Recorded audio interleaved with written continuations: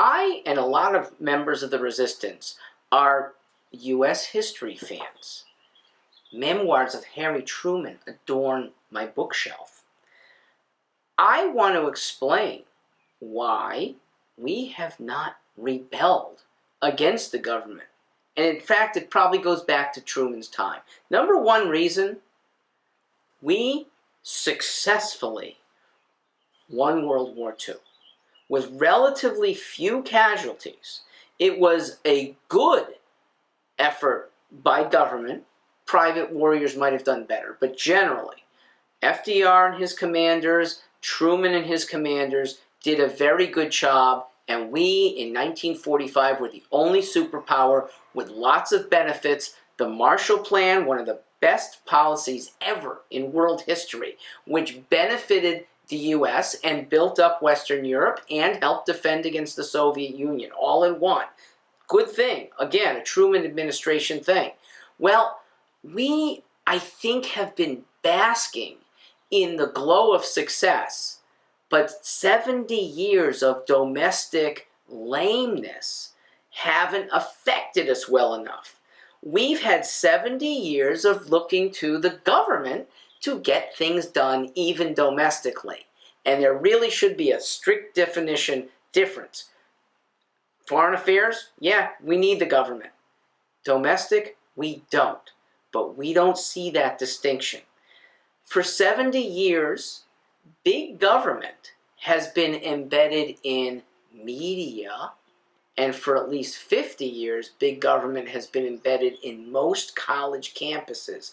The academies are full of liberals who like big government.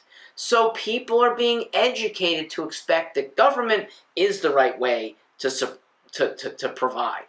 A third reason is we're not angry enough. We're not. Things are relatively good. Now, for our elites, things are very good. They hold cushy positions in academia, cushy positions in government with very big pensions for a long time, especially as life expectancy has improved. Somebody retiring at age 62 can expect maybe 30 years of 75% of their last earnings. Okay, they're not going to be the types to upset the apple cart. Very content. Finally, high taxes. They've grown over the last 70 years. Keep us working a lot of hours. Two-parent households, generally both are working. And one-parent household, oh my God, working almost round the clock, including childcare. It doesn't give us the time to think about what the Commonwealth could do better. Jefferson and his compatriots had the time to think and plan. And yes, they were gutsy. They risked their lives to make a change. And back to history.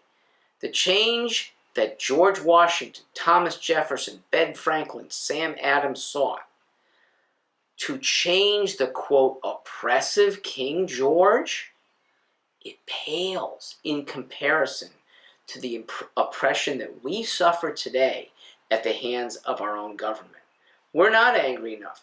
Those guys, they had it pretty good, and yet they risked their lives. If the revolution had failed, those 4 men would have been hanged. We're not angry enough. I hope it doesn't get to a violent anger.